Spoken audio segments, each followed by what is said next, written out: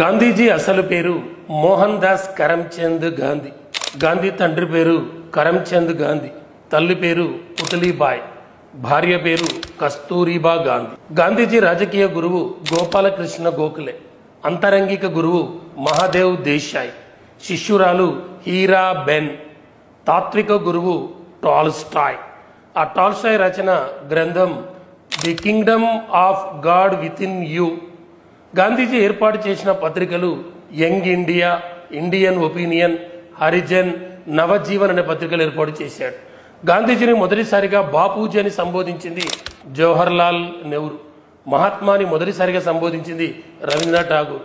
జాతిపితని మొదటిసారిగా సంబోధించింది నేతాజీ సుభాష్ చంద్రబోస్.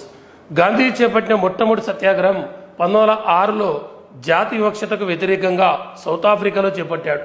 ఇండియాలో గాంధీ చేపట్టిన మొట్టమొదటి సత్యాగ్రహం చంపారన్ 1917. 1869 అక్టోబర్ 2న గాంధీజీ గుజరాత్లోని పోర్బందర్లో జన్మించాడు. 1948 జనవరి 30న గాంధీజీ మరణించాడు.